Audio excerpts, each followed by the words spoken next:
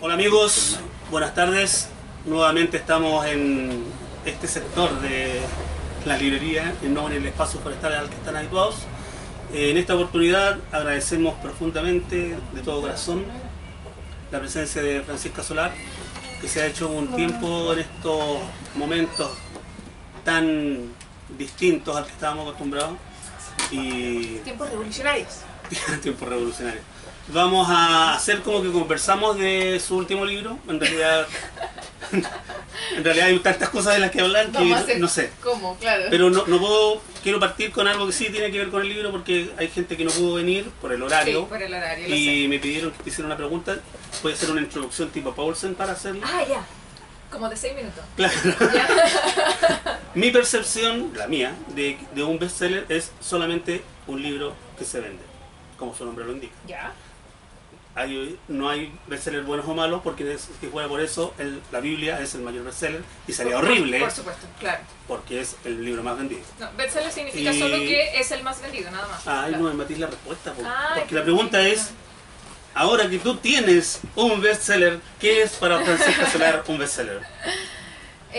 Para ser justa, no es mi primer bestseller. Entonces, me gustó, sacó el rabo. Entonces, claro, salud, claro, toman todos. No es mi primer bestseller, la verdad es que de hecho la séptima M, como tuvo una proyección internacional mucho más grande y todo, se vendió todavía más, mucho más.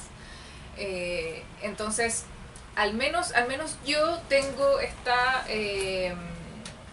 noción de que el respeto al lector tiene que prevalecer siempre.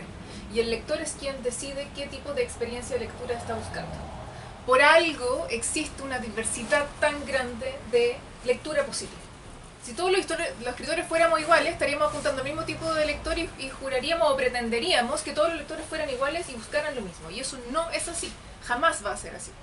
Por algo es que existimos tantos escritores tan distintos en voces, en géneros, en estilos, etc. Es porque apelamos a un montón, a una diversidad gigantesca de lectores que buscan distintos tipos de experiencia de lectura. Entonces, un bestseller, que como le dice su nombre, es simplemente un libro muy vendido, un año puede que un bestseller sea una novela erótica y sea un libro de historia, y al otro año puede ser un género nada que ver, un estilo nada que ver, un autor del que no habíamos escuchado nunca. Es así, es una ola, y me encanta que así sea, me encanta que sea impredecible, me gusta mucho. Hay un montón de autores que preferirían que todo fuese súper predecible, así como que díganme qué escribir para irme a la segura y escribir un libro que se va a vender. Yo, para mí es todo lo contrario, es como la adrenalina de no saber qué será lo que quiere, ¿no? Que será lo que quiere el negro, que será con lo que quiere la gente. Y en esa incertidumbre, sé que tengo la libertad de escribir lo que resuena conmigo y no seguir una moda específica ni nada, sino que lo que resuena conmigo, qué es lo que yo quiero contarle a la gente. Y si lo escribo desde un lugar de integridad, desde un lugar genuino, yo tengo como esa certeza, un poco ingenua, cándida probablemente, pero tengo esa certeza de que si escribo desde mi lugar genuino, va a haber quienes resuenen con eso también. Y yo creo que eso es una de las cosas más impactantes que ha sucedido con los últimos días de Clayton Co. Que esta es mi novela número 12, mi libro número 12, y es la novela que más he disfrutado escribir en mi vida literaria hasta hoy. Y siento que de alguna manera eso se traspasó en la novela. De alguna manera está, como en la parte como de la magia del arte, eso está aquí. Todo lo que me gustó investigar, lo bien que lo pasé construyendo los personajes, etc., creo que de alguna manera está, porque jamás me había esperado el entusiasmo que ha tenido la gente frente al libro. O sea, yo sabía que la novela había quedado bien y bacán, y mi editor estaba contento, y sí, Fran, yo creo que igual sí le va a ir bien, bacán. Estábamos como estábamos contentos, estábamos tranquilos. sí, esta no le va a ir bien, ahí tienen la crítica, sí, ok. Pero jamás en la vida se me habría ocurrido que la iban a votar en una semana. O la cantidad de reviews que he recibido de gente no diciéndome, Fran, qué buena tu novela, me gustó un montón, gracias. No, hay gente gritándome, Fran, lo pasé increíble, te pasaste, así muchas exclamaciones, mayúsculas. Eso no lo habría esperado jamás, no estaba en mi panorama en lo absoluto.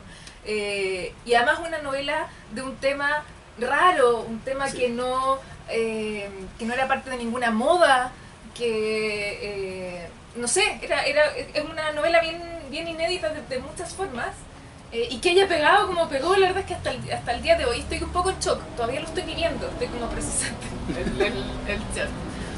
Respondo a tu pregunta. Absolutamente. Y era la respuesta que esperaba. Era lo que quería provocar. Es lo que quería provocar, no nos metamos con esos personajes. Por favor, siéntanse partícipes, por favor, no nos dejen solos.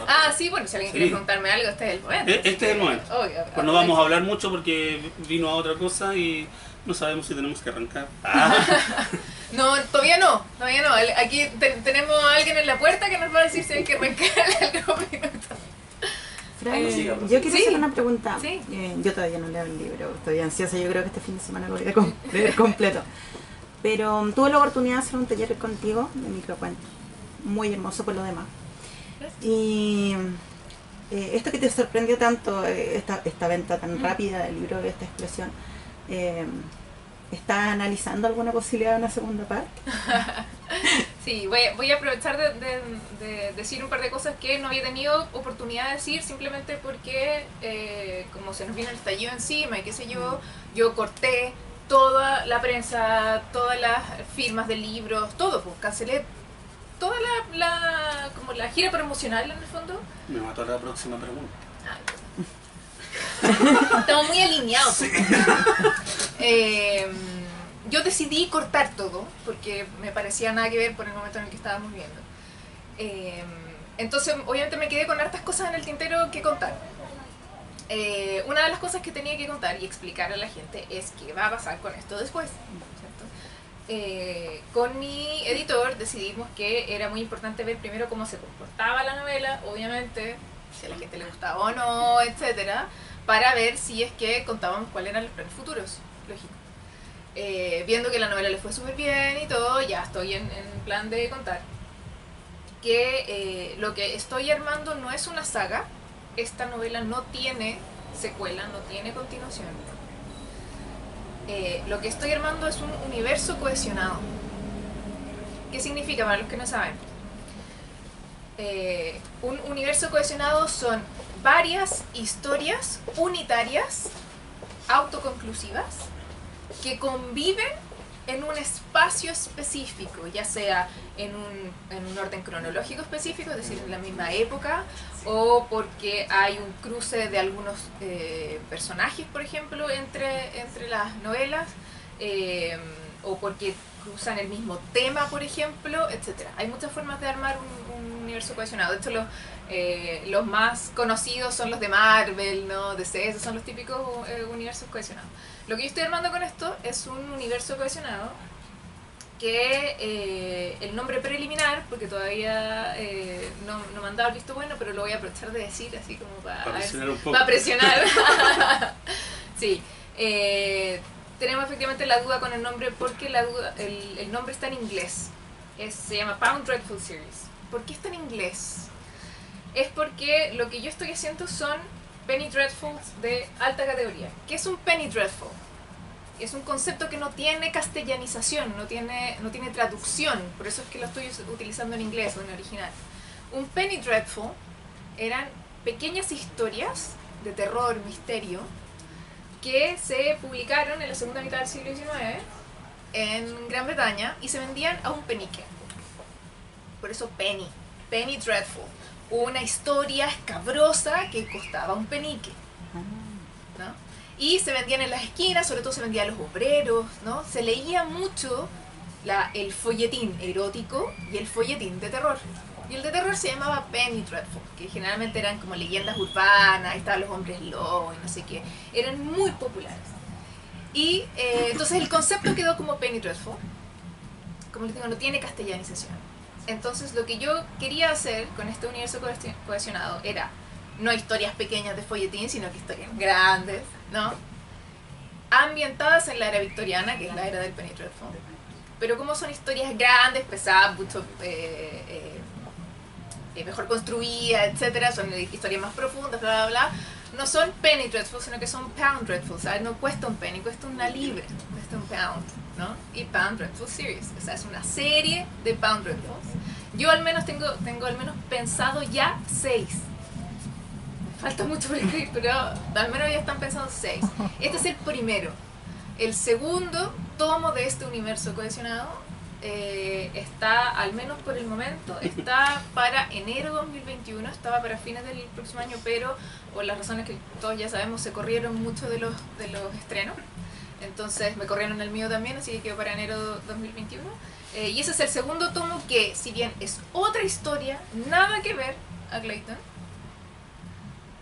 ¿Qué tiene que ver con Clayton? Tiene que ver con que está en la misma época, es la era victoriana también, es fines del siglo XIX, principios del XX. Su tema principal es la muerte, y así van a ser todos los tomos.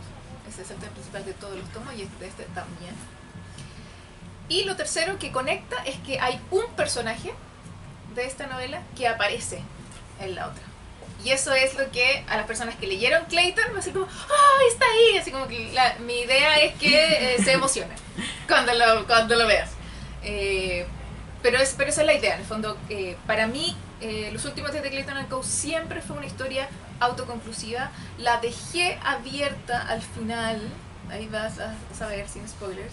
Tiene un final un poco abierto, porque siempre quedaba la opción de que mi editor me diga, no, universo cohesionado, ¿qué es eso? Él lo va a entender, no, quiero secuela, ¿no? Hay muchas cosas que la gente cree que uno lo decide todo, y no, uno no lo decide todo, ojalá, pero uno no lo decide todo. Entonces estaba la opción, la posibilidad de que mi editor me dijera, no, mejor tirémonos con Saga porque es lo que conoce todo el mundo. Entonces lo dejé abierto ahí como por si acaso. Pero mi intención siempre fue que esta novela fuese unitaria, y voy a mantenerme en esa idea hasta el final. Ahora, dicho todo esto, sí tengo planeado en algún minuto, probablemente después de la segunda novela, después de la novela que sale en enero 2021, quiero publicar en libro todas las historias que estoy publicando en Instagram. Por razones más que nada de la estructura de la novela, hay un montón de mini historias de sesiones mortuorias que no pude contar en la novela, porque si no dispersaba mucho.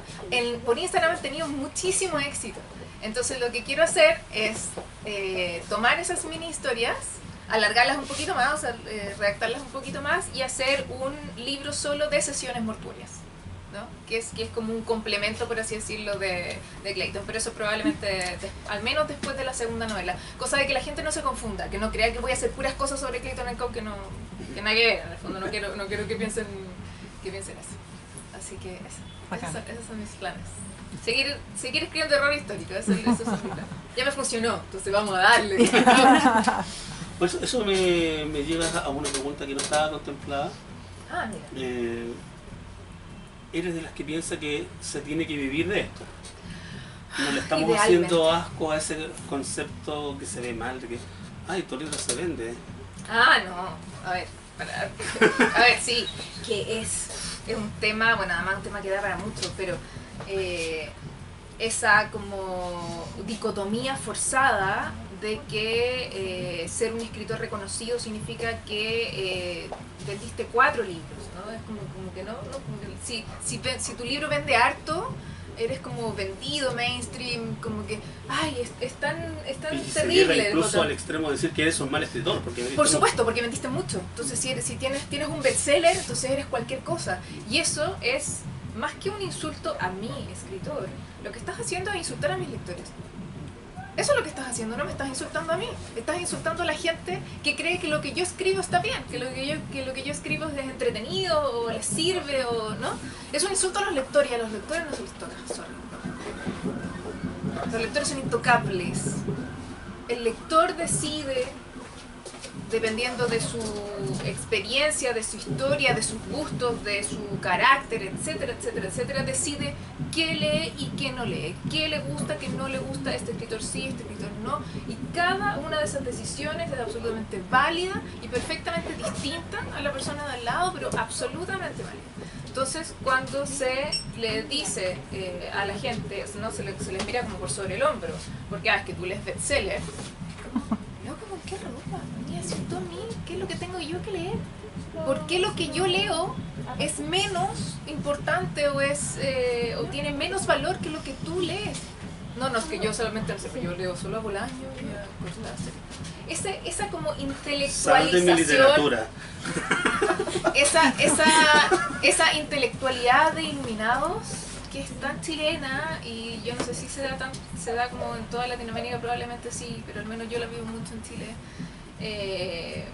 Encuentro que es un esnobismo terrible, que por supuesto que no comparto, porque yo soy muy pro de la libertad del lector, de que lea lo que quiera. Entonces, claro, a mí no me gusta Coelho, lo encuentro un bodrio espantoso, pero jamás en la vida se me ocurriría apuntar con el dedo a un lector de Coelho diciendo, tú lees a Coelho.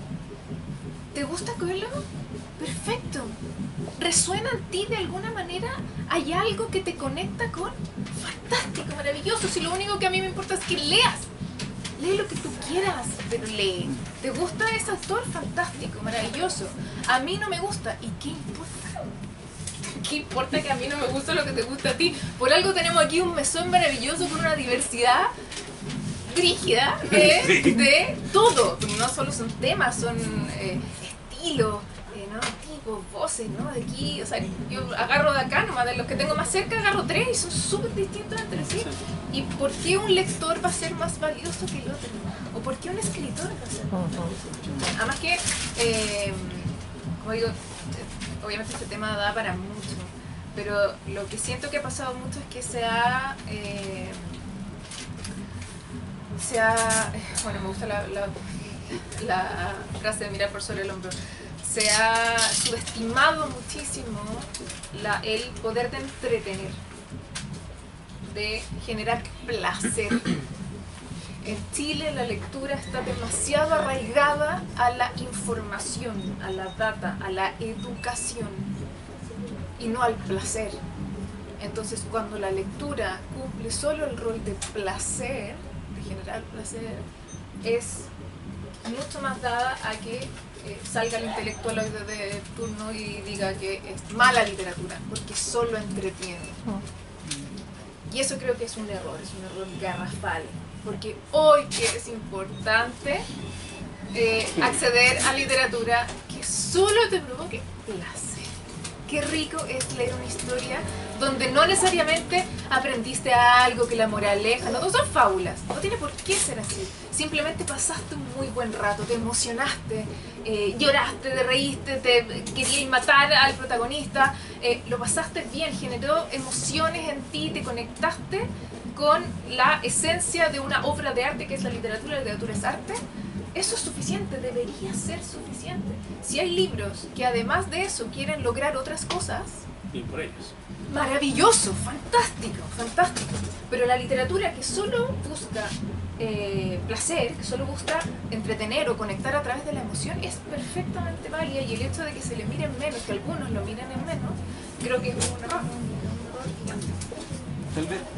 Puede tener que ver un poco este esnobismo con la búsqueda de la trascendencia, de querer pretender escribir para que mi libro trascienda y que esté a la altura de... Puro Platón y Aristóteles, sí.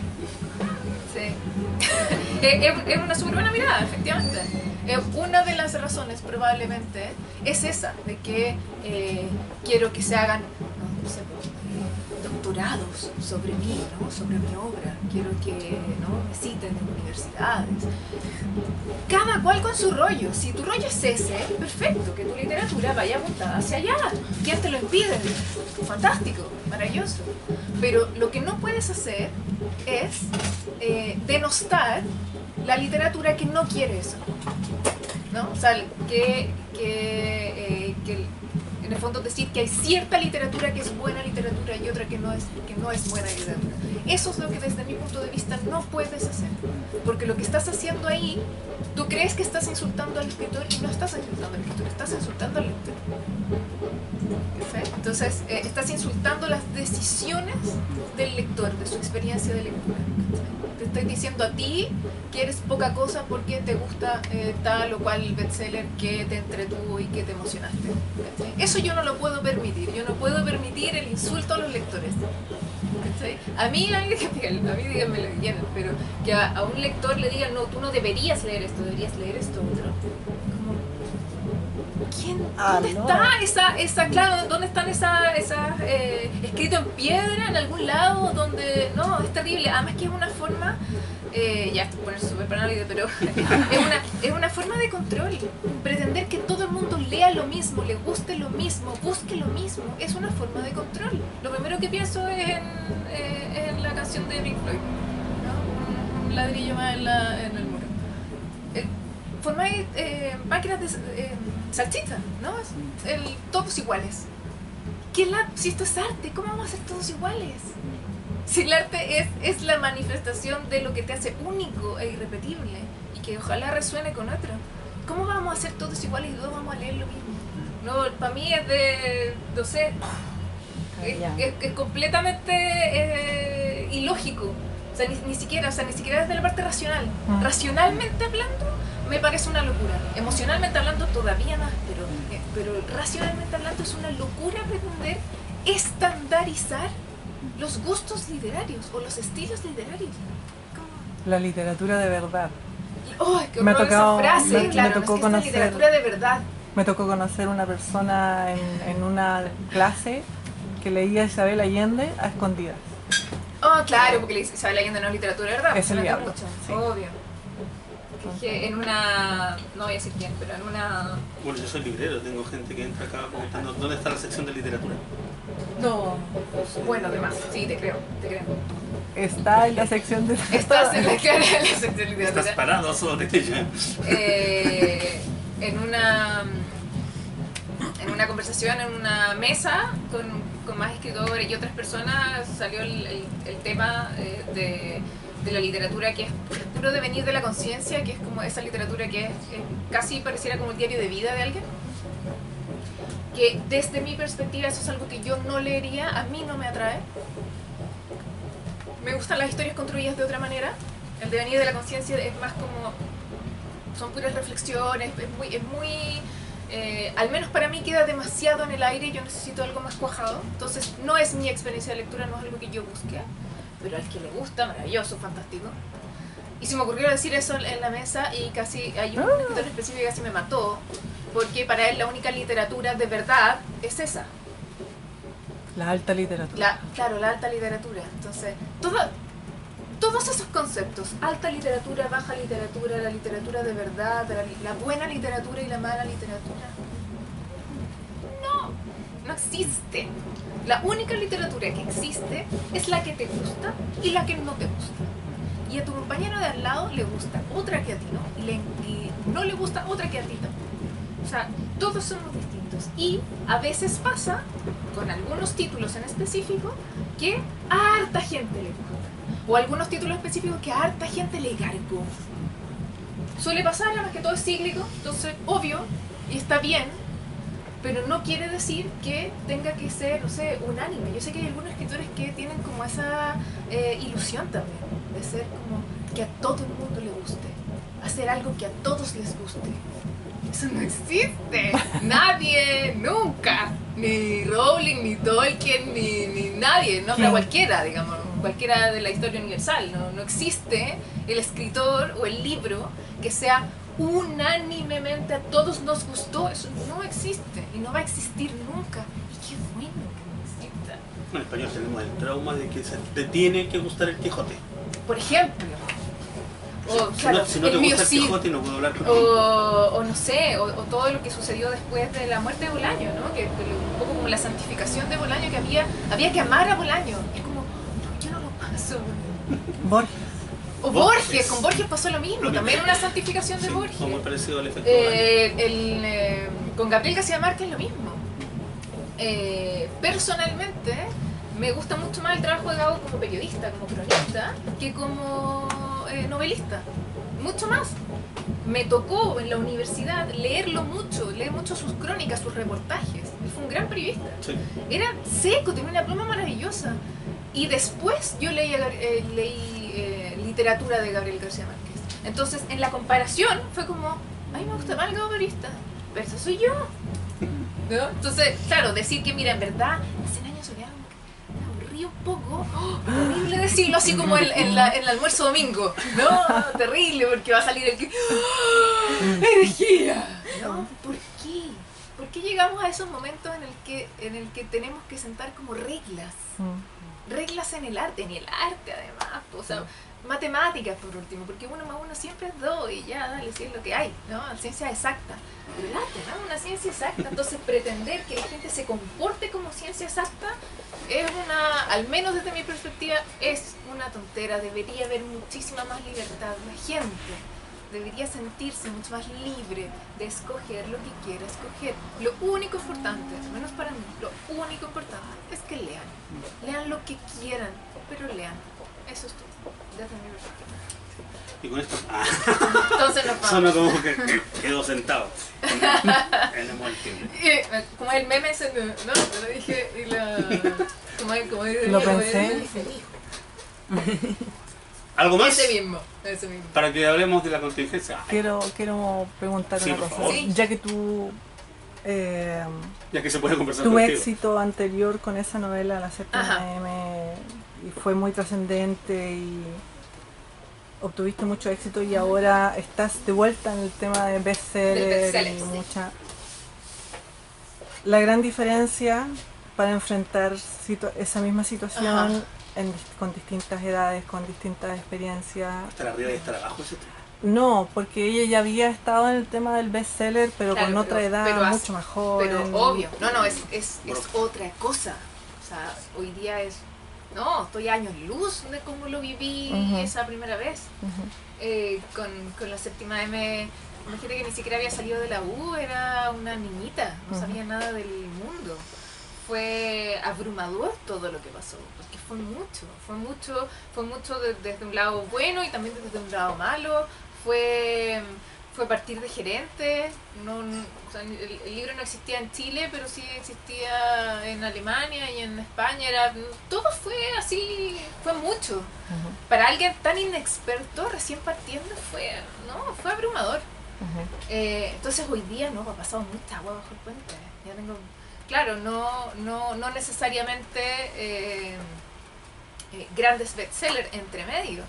Pero los infantiles que son parte de la lectura complementaria son long sellers, ¿no? El long seller es el libro que se vende menos, pero se vende sostenido en el tiempo. El bestseller se vende mucho en un periodo muy acotado de tiempo y después es aplastado por el bestseller que viene. El long seller se vende bastante menos, pero se vende sostenido. Entonces, uno de mis libros infantiles, Igual a mí distinto a ti, que va en su 12ª edición. Ese libro tiene por lo menos, ya debe ir como en 20.000 ejemplares, más o menos. Entonces, eso es, entre comillas, es un bestseller porque se ha vendido muchísimo, mucho, pero solo que durante mucho tiempo, ¿no? Dividido en muchos años. Entonces, de alguna manera yo siempre he tenido muchos lectores, pero la vivencia, la experiencia de un libro que se venda mucho en un momento acotado es otra cosa, obviamente, es súper vertiginoso. Y lo que he vivido con Clayton, siento que llegó en un buen momento para mí, porque me sentía mucho más preparada para poder enfrentar lo abrumador que es vivir esto de ser bestseller. Me siento obviamente mucho más madura, han pasado muchas más cosas. A propósito del ¿Quieres estos preguntar? long sellers que son infantiles y esta novela que es más adulta, ¿no te ha pasado hasta aquí que hayas tenido lectores que partieron con libros infantiles que hayan llegado a y te digan cosas? ¿Sí? Sí, la vejez máxima, ancianidad, así mal. Franci, mira, yo te leía en el colegio, te leí este, y hoy día tengo 25 y te estoy leyendo, y yo así, no, qué todo mal. Sí, mucha gente que está leyendo Clayton y que, Fran, yo te leí desde tu fanfic, te leí en el colegio. Yo, no me digas por favor que tienes 35 y estás como trabajando en algún lado, no, por favor, no. En mi caso específico, es terrible, así como hacer los cálculos de cuántos años llevo en esto, pero es porque partí muy chica también. Bien. Sí, pues, entonces es que tengo que acordarme de eso. Cuando me baja así como la ancianidad, me acuerdo ya, pero ¿cuándo partiste? 25, a los 22, ya, ok. Entonces sí, llevo mucho rato, pero partí muy chica. Efectivamente hay mucha gente que me sigue leyendo hasta el día de hoy y que partió leyéndome con el fanfic de Harry Potter hace 15 años atrás, 16 años. Entonces, ese proceso es maravilloso, de ver cómo la gente te sigue igual. En una entrevista, no me acuerdo para qué medio, me preguntaban, Fran, ¿qué se siente tener lectores adultos por primera vez? Y es como, yo siempre he tenido lectores adultos. Siempre. Solo que son lectores adultos que leen, por ejemplo, infantil. O lectores adultos que leyeron mis cuentos, por ejemplo, juveniles. O lectores adultos que... O sea, yo siempre he tenido lectores adultos de alguna manera. La literatura infantil, sobre todo la que es complementaria, la que es para colegios, implica sí o sí tener muchos lectores adultos, porque quienes más leen esos libros son los papás del niño y los profesores y los bibliotecarios. Entonces, mis grandes fans de mi literatura infantil son adultos. Son los que más me buscan para tener la firma y qué sé yo, mucho más que los niños. Como que hay gente que cree que como tengo muchos infantiles y son súper leídos y todo, que yo tengo como una legión de niños fans. Tengo una legión de adultos fans, de profesores, de bibliotecarios, de papás. Ellos son los que me escriben, los que me persiguen, los que van a mis firmas. Niños, re poco. Yo a los niños los veo en los colegios, en las visitas a colegio, que me fascinan. Pero ahí los veo, ahí los abrazo y qué sé yo, ahí son las firmas. Pero en instancias como esta, son los adultos. Yo siempre he tenido solo lector adulto, también niños por supuesto, de vez en cuando.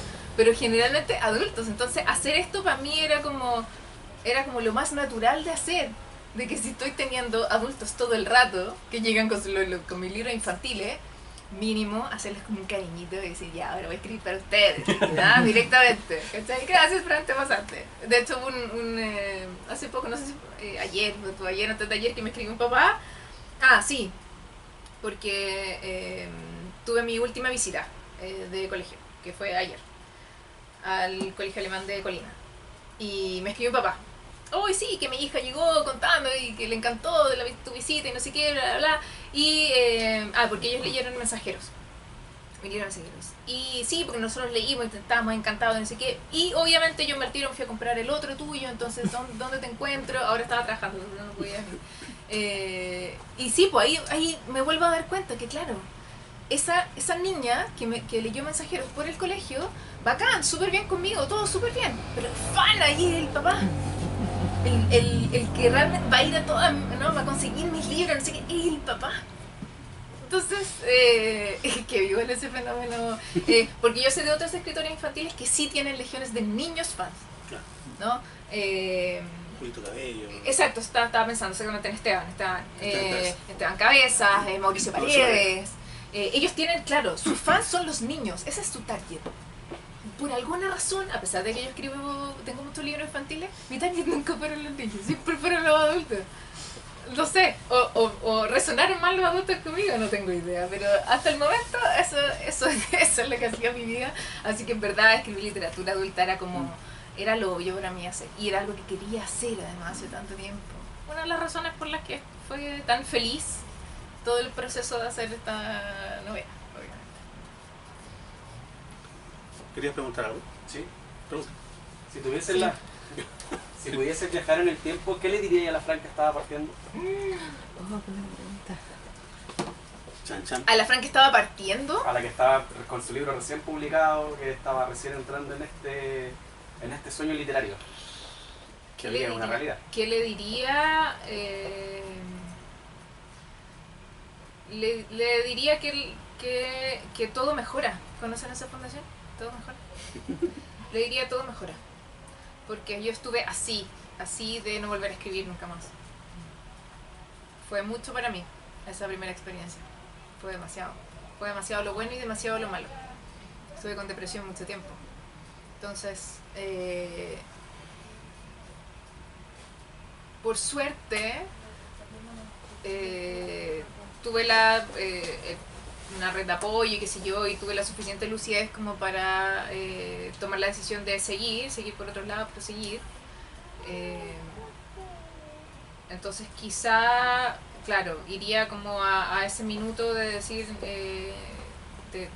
como de calmarme un poco. Yo entré a la literatura con una visión súper romántica, visceral del mercado, de la industria, ¿no?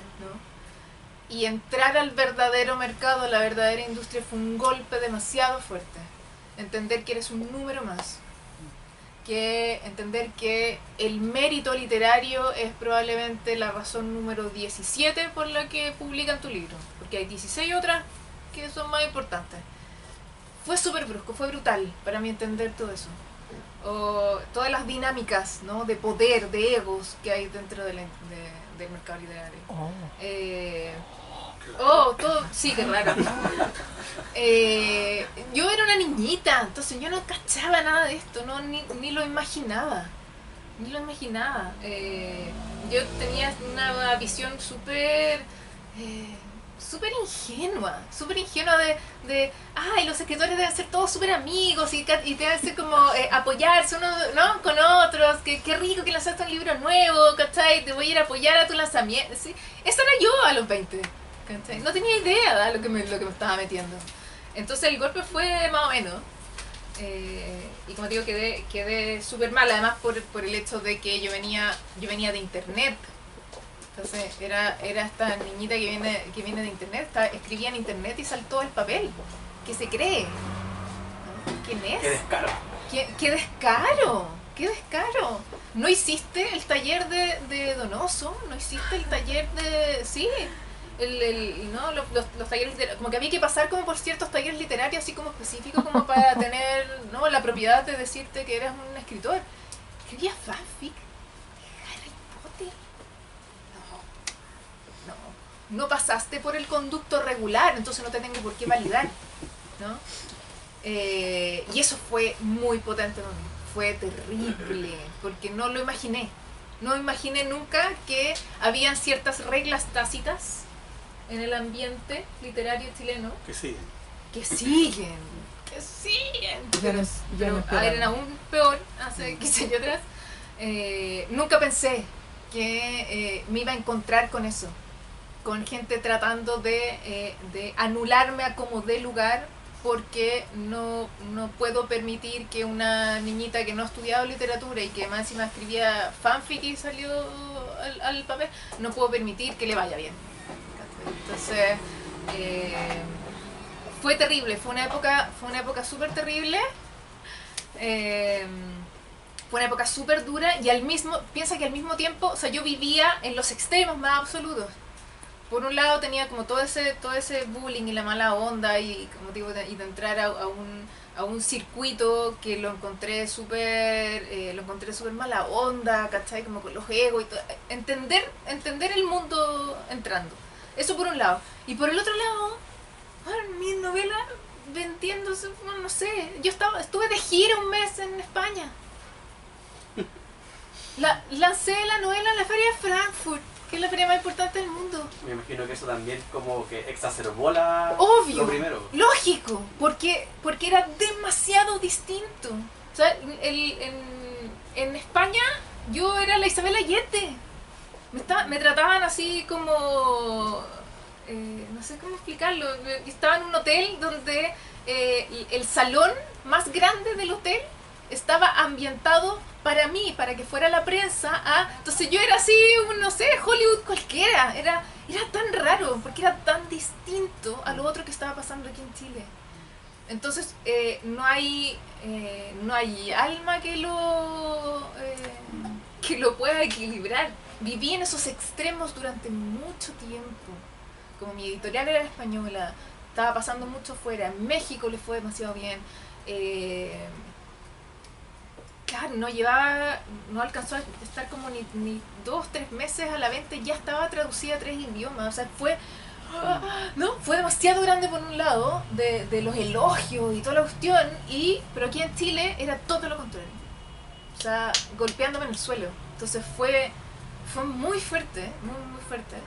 ¿Y lo negativo estuvo concentrado en Chile o en Latinoamérica en general? ¿Qué cosa, perdón? ¿Lo negativo? Aquí. Acá. Aquí. No, ni siquiera en Latinoamérica. Yo llegué a tener fan club en Honduras, en Venezuela. No existe. No, en Latinoamérica se portó increíblemente bien, en Uruguay. Todo lo que viajé, no, tremendamente agradecida. No, la mala onda estaba aquí en Chile. Y que es el primer lugar en el que uno esperaría que ojalá no te tienen por qué encontrar grosa ni espectacular, no, pero al menos que te dejen vivir, ¿no? Un poquito más solidario. Es tan chiquitito el mundo. Exacto, somos 4 pelagatos en este país, en el circuito literario, ¿verdad? Somos un puñado súper chico. Entonces, claro, yo entré como con la candidez de qué buena onda, así como a presentarme. Vengo llegando, ¿cómo están? Sí, bueno, escribí un libro. Claro, yo me acuerdo de mí misma en esa época, y es como, pero por Dios, ¿cachai? Como tan nerd, pero bueno, pero yo venía de ahí, venía de no saber nada de cómo funcionaba el mundo literario, ni aquí ni en ningún lado. Entonces darme cuenta de cómo funcionaba, de que aquí el circuito es tan pequeño que es pan de cada día que haya alguien que trate de sacarte del círculo, porque no vaya a ser que a la gente le gusta más lo que tú haces más que yo, entonces ojalá sacarte. Que hasta el día de hoy es algo que no comprendo, porque para mí es todo lo contrario.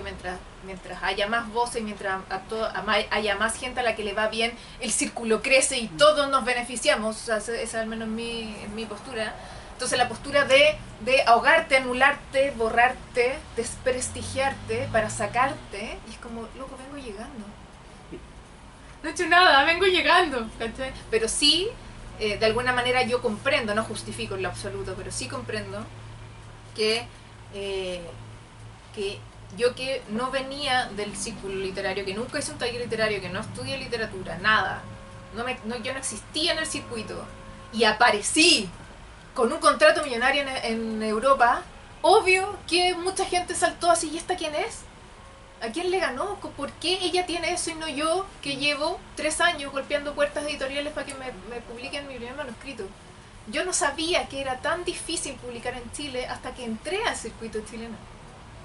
Ahí recién pude entender al escritor que me odiaba porque él llevaba muchos años tratando que lo publicaran y no lo habían publicado, y a mí me llamaron a mi casa para ofrecerme un contrato. O sea, es demasiada la diferencia, y yo la comprendo, porque lo que a mí me pasó es la excepción que confirma la regla.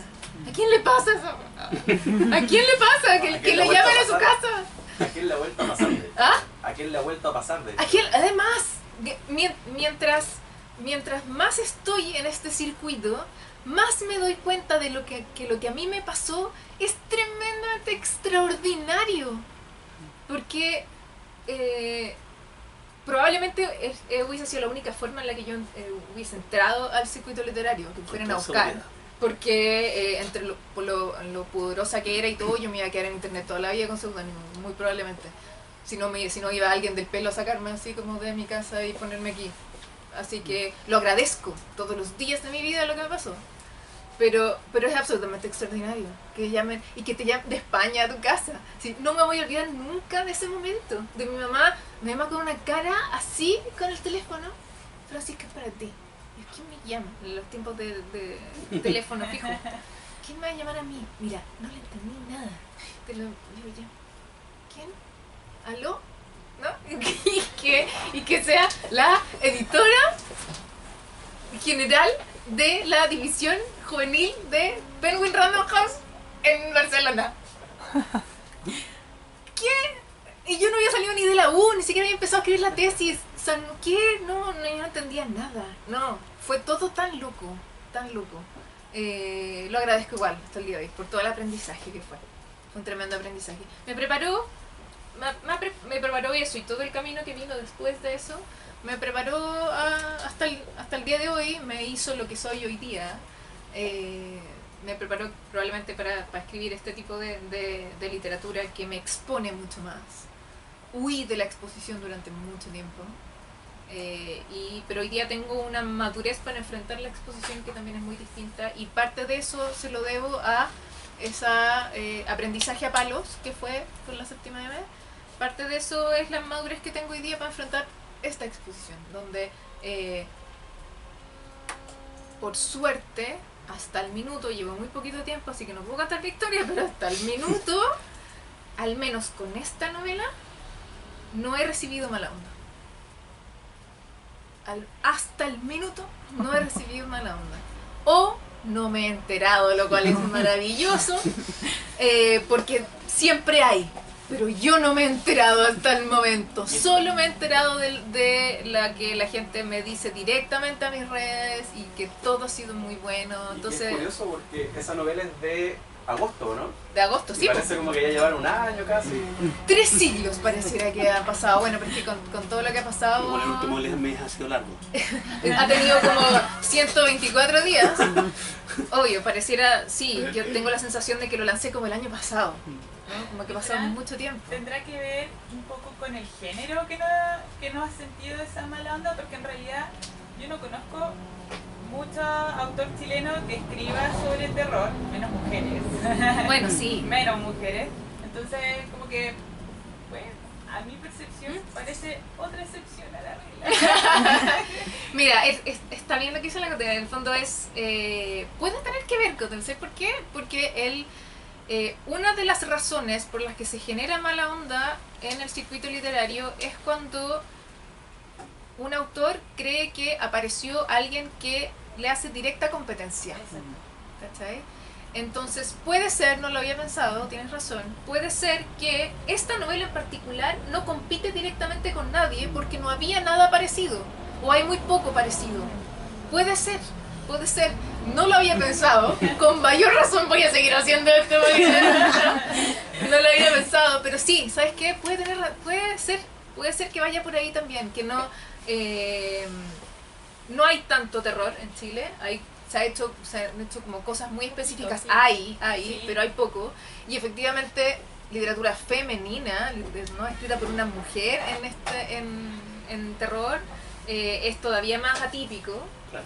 Así que, claro, hasta el minuto puede ser que nadie se haya sentido directamente amenazado, ¿no? Por mí o por lo que estoy haciendo, así que eso me ha librado de mala onda. Mira, puede ser. Me gustó mucho esa perspectiva, fantástico.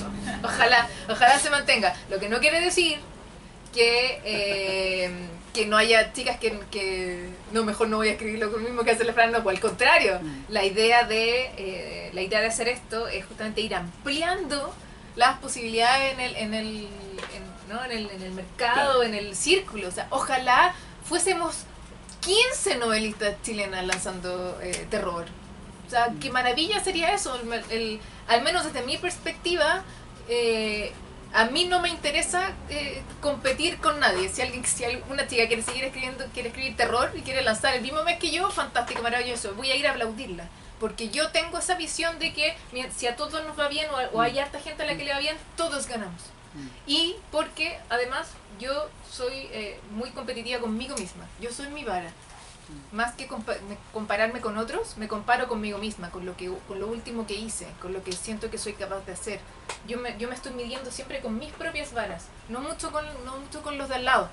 Entonces, al menos en ese sentido yo no tengo rollo. Así que si hay alguien que después van a ver este video, si hay alguien que quiere seguir escribiendo, y a lo mejor escribir sobre fotografía mortuoria,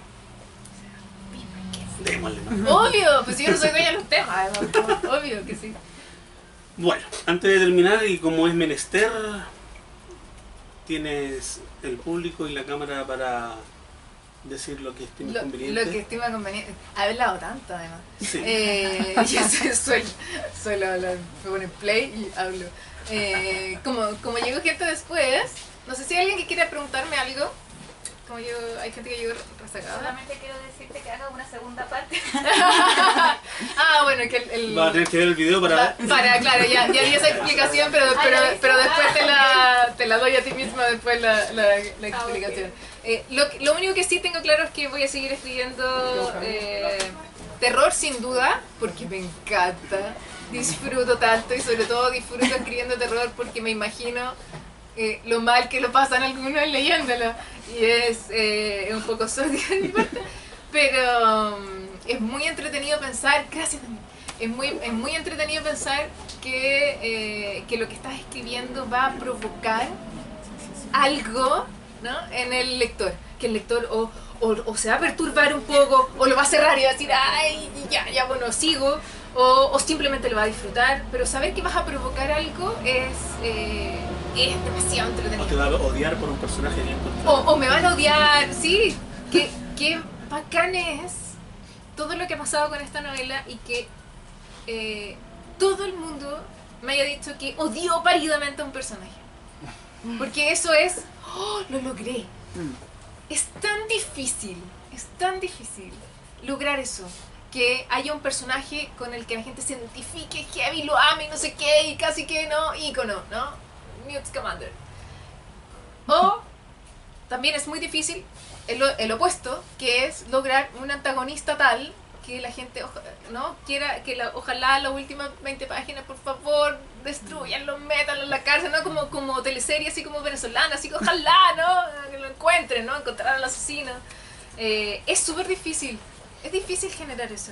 Entonces cuando uno lo logra, es como que todas las penurias, sacrificios, madrugadas, escribiendo, valieron la pena. Porque se logró, ¿no? Al menos con este libro